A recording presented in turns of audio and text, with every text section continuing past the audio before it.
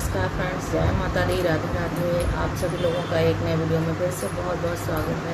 सबसे पहले आप सभी लोगों को गाइस नाग पंचमी की हार्दिक शुभकामनाएं।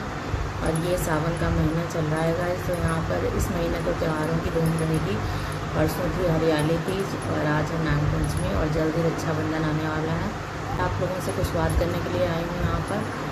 और गाइस मैं एक बात कहना चाहूँगी, अभी अनिरुद्धाचार्य जी महाराज का जो विवादित बयान था उस पर अभी राहत नहीं मिली। एक और विवादित बयान जो है प्रेमानंद महाराज जी का सोशल मीडिया पर बहुत तेज़ी से वायरल होने लगा है। गाइस आज का वीडियो है ना थोड़ा लंबा जाएगा, तो वीडियो को बिल्कुल स्किप मत कीजिएगा। बहुत ज़रूरी बातें हैं कुछ हमारे जीवन में, तो उन चीज़ों के लिए मैं कुछ बातें आपके साथ शेयर कर रही हूँ। आजकल है क्या, जो भी ये चीज़ पहले से तय हो गई थी कि कलयुग में जो जितना ज़्यादा सत्य बोलेगा वो उतना ही ज़्यादा पापी कहलाएगा। ये कलयुग का प्रभाव है। तो यहाँ पर जो धर्म गुरु हैं, हालांकि व्यासपीठ पर बैठकर मर्यादित शब्दों का पालन करना चाहिए, ये चीज़ तो है, क्योंकि आप व्यासपीठ पर बैठते हैं तो शब्दों की मर्यादा का जो है उल्लंघन नहीं करना चाहिए, ये परम सत्य है। लेकिन उन पर एक चीज़ और भी है कि जो लोग जाते हैं ना वहाँ पर पूछने के लिए, स्पेशली महिलाएं और कुछ पुरुष भी जाते हैं, उनसे इस तरीके के प्रश्न करते हैं और प्रश्नोत्तरी उनका चलता है। मैंने देखा है ब्रह्मानंद गुरुदेव जी के वीडियो में भी, अनिरुद्धाचार्य जी महाराज के वीडियो में भी देखा है मैंने कि मुझे ये सारे वीडियोस देखकर बहुत ही ज़्यादा बुरा लगता है, क्योंकि कलयुग में जो है ना बहुत सारी बातें सत्य होती नज़र आ रही हैं। यहाँ पर सच्चा आदमी पापी नज़र आता है लोगों को, और बुरे लोग जो होते हैं वो अपने कैसे नज़र आते हैं। तो इसलिए सावधान रहिए, सतर्क रहिए। कई बार ऐसा होता है कि हमारे पिता हैं, हमारे भाई हैं, हमारे पति हम पर रोक टोक ज़्यादा करते हैं तो हमें बुरा लगता है और उनकी बातों से हम बहुत ज़्यादा ही अपसेट हो जाते हैं।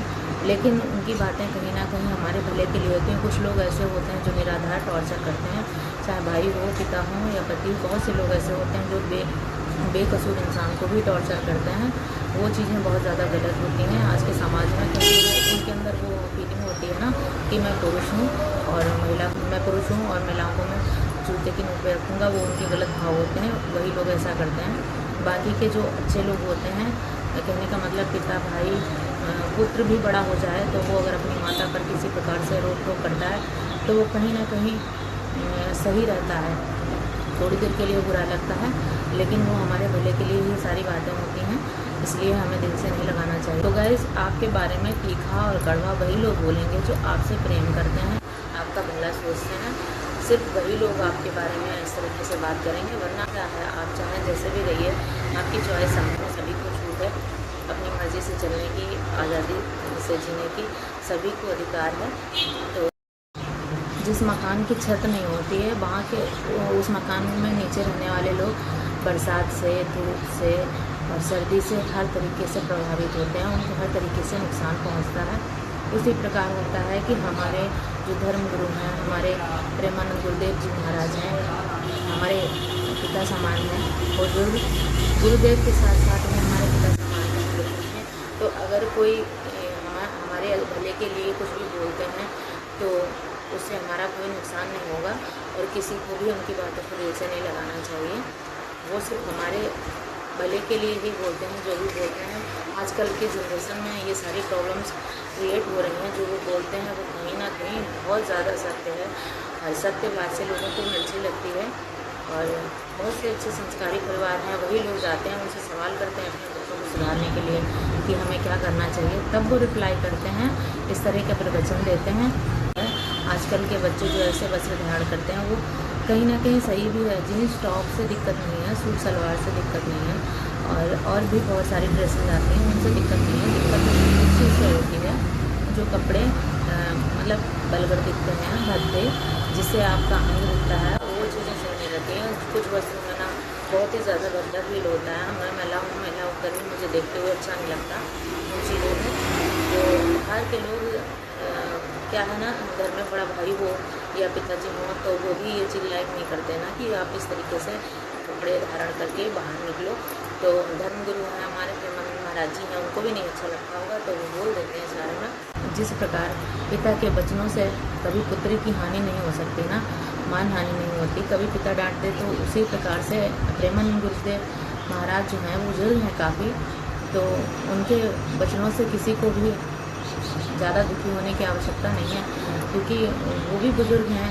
अगर माता पिता आपके डांटते हैं आपको तो आपके भले के लिए डांटते हैं, वो भी धर्मगुरु हैं और हमें प्रवचन देते हैं, हमारे बुजुर्ग गुरुदेव हैं और उनकी बातों का जो है किसी को भी उल्लंघन नहीं करना चाहिए। हाँ, ये है शब्द थोड़े से हो जाते हैं गलत, उनके बोलने का तरीका थोड़ा अजीब हो जाता है, पर कभी भी कोई पिता अपनी पुत्री का, अपनी बेटियों का, अपनी बहनों का कोई बुरा नहीं सोच सकता।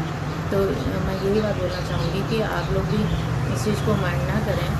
वाला दोहा जो सभी ने सुना है कि गुरु गोविंद दोहु करे काके लागू पान वाले हारी गुरु आपने गोविंद दिया बताया। तो प्रभु से मिलाने का मार्ग जो तय होता है हमारा, वो कहीं ना कहीं गुरुदेव के द्वारा आसान हो जाता है। जब हमें सच्चा गुरु मिल जाता है तो हमारा रास्ता आसान हो जाता है। मैं प्रेमानंद महाराज जी को बहुत ज़्यादा सुनती हूँ। मेरा भाई ने भी जब गुरु बनाए थे तभी उनका मार्गदर्शन हुआ था।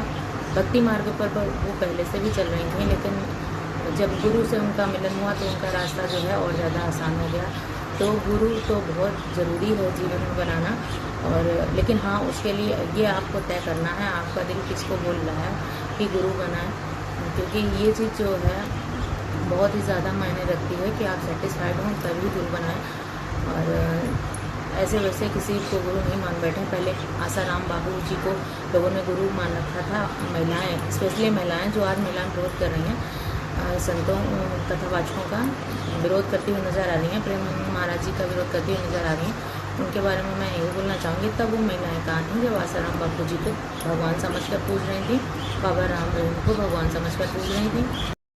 तो गाइस एक बात और भी है, अगर आप बिना गुरुदेव के, बिना किसी गुरु को किए हुए भी अगर आप भक्ति मार्ग पर चलते हैं, प्रभु से आपको प्रेम है, तो आपका सीधा साक्षात्कार भी, सीधा सामना भी भगवान से हो सकता है, क्योंकि भगवान प्रेम के भूखे हैं। उनको हमारे बीच में कोई तीसरा हो तभी हमें प्रभु मिले, ऐसा ज़रूरी नहीं है। लेकिन गुरु बनाने की जो परंपरा है वो प्राचीन काल से चली आ रही है, और कृष्ण भगवान ने भी अपने गुरु बनाए थे और श्री रामचंद्र भगवान जी ने भी अपने गुरु बनाए थे। तो गुरु बनाने की परंपरा तो प्राचीन काल से चली आई है, तो इसलिए गुरु बनाते हैं लोग। और लेकिन मैं अब अपना पर्सनली आप लोगों को बताना चाहूँगी कि मेरा दिल नहीं गवाही देता है कि मैं कहीं जाऊँ।